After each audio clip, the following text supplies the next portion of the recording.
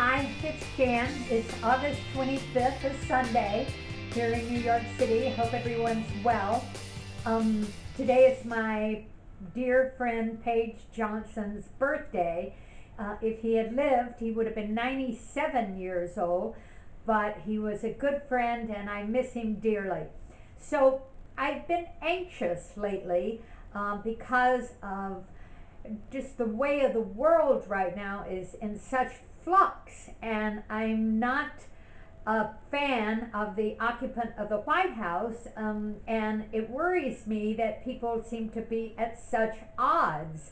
I am reminded of a story that has haunted me for around 50 years, and that took place at the campus of North Texas State University in Denton, Texas, where I was working on my master's degree in theater and English.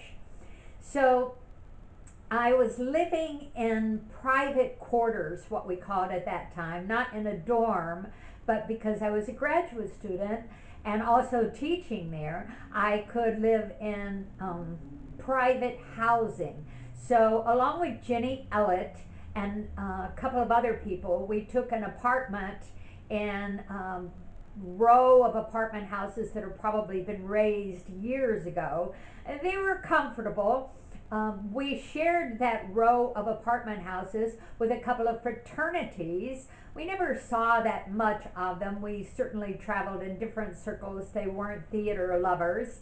And we had an okay relationship with them. We did have among our coterie of friends, many friends, were Gary Brockett, Peter Weller, and also Donald Shannon, who was a young black boy who was most probably gay, but I don't even know if we talked about such things then. I guess we did, but at any rate, he was a person, and he was lovely, and we spent a lot of time with him. Well, one day in this row of apartment buildings, Donald was over visiting, and our fraternity friends had drunk quite a bit of beer and probably some whiskey and whatever, but they were getting rowdy next door, and someone saw Donald come in to our apartment and didn't like it, that a black boy, a black young man, was in this apartment with all of these white girls, and they started throwing beer cans at our door.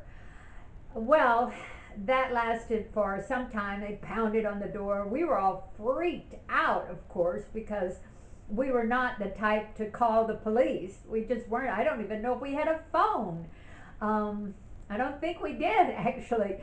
And so you couldn't get out. There was only one door into the apartment. You couldn't get out. The only way out was through the bathroom window. So we took the Beatles song, She Came In Through the Bathroom Window, to a whole nother level, and I tried to get Donald to squeeze out of our bathroom window. Well, he was a tiny bit pudgy, and this guy was so sweet and so non-threatening. He couldn't make it. It's the only thing I knew to do. So finally, no one else in the apartment building, in our apartment, wanted to go out and confront these guys. So I finally said, I'll go out and try to talk to them. Haha, the Buttram charm, right? So I opened the door and I said, could I just talk to you for a couple of minutes, because you're really being assholes, and I just want to tell you, this guy is no threat to you. He's a nice, kind young man. He's a theater major. We're all theater majors. What is your problem? Well, they kind of backed back when I came out, and I think I did say something. I would hate to have to call the police.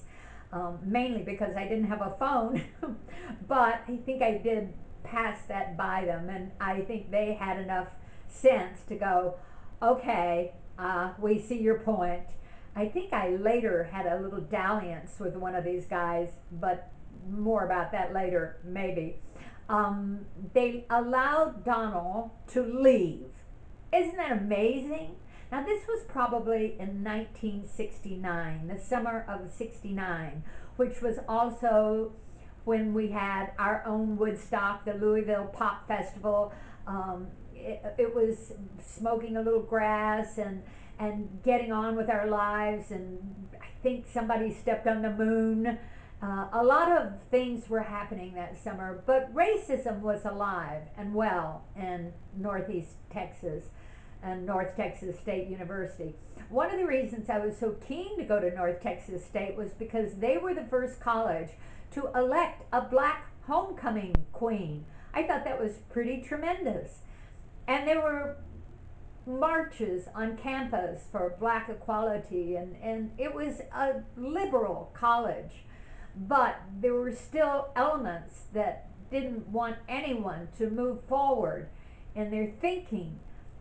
I think there's also movements today that don't want people to just get along. So I tell you this story in hopes that my anxiety will lower, that your anxiety will lower. We all have enough. I think we do. And anyone who comes into this country, as far as I'm concerned, is welcome.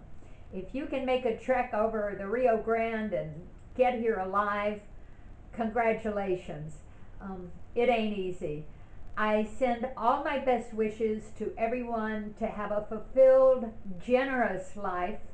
And Donald Shannon, wherever you are, I hope you're alive and well and thriving. And I want to say a word about my friend Jim Como, who just passed away, and he was also at North Texas State, and he was a wonderful composer, a great humanitarian kind of guy, and a terrific musician. And he gave me the quote, "You either make music or you listen to music." I've applied that to theater also. You either make theater or watch theater. I think you can do both, but it's better to make it. Congratulations to all people who are making something, and I will see you again soon. Be sure and subscribe and like and help us keep this going. All right, God bless. Namaste. Bye.